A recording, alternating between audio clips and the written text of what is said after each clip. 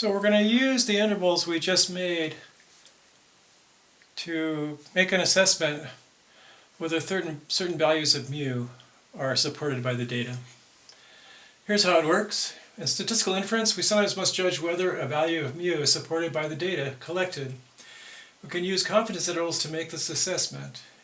If the value is in the interval, then it is consistent or compatible with the data. If the value is not in the interval, it is not compatible with the data. So if we're wondering whether a particular value of mu is supported by the data, we can make a confidence interval and see if that value is in the interval. If it is, then the data says that's a logical choice for mu. If it's not, the data says that maybe that's not a logical choice for mu. So in our first interval, we computed this without knowing what the question was, but we just made up a question here.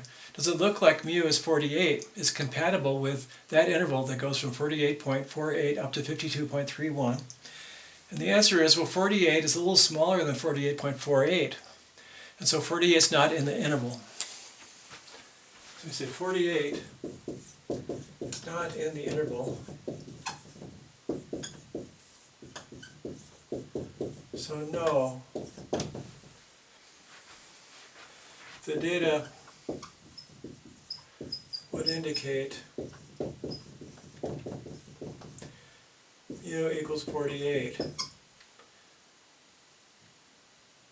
is not true, or it might not be true. I don't know how to say it. Is not likely. I'm not saying it's impossible, but it's not likely. How about mu equal to 3? Is it compatible with this interval? Well, there, 3 is in the interval. So mu equal 3 is a possible choice of mu supported by the data.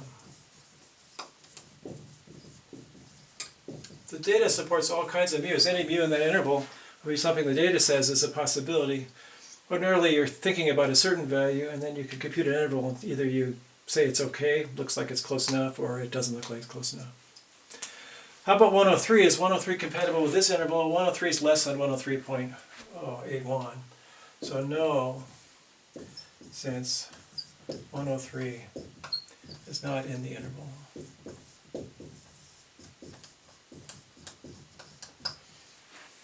So one way to see whether or not things are the way they were would be to make a confidence interval and just see if the usual value is contained in the interval. If it is, you have no reason to suspect a change.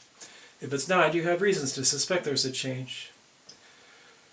So whatever that interval might be measuring, the average yield of an acre of wheat, or the average high temperature in August, or pick a thing. If you average that over many iterations, and then use that x bar to create a confidence interval, and you see that that confidence interval doesn't contain the usual value that you'd expect, then you would say things might be changing, and we might want to pay attention to things that are going on. And there we have it. More about confidence intervals to come. This can't go forever, but it feels like it might.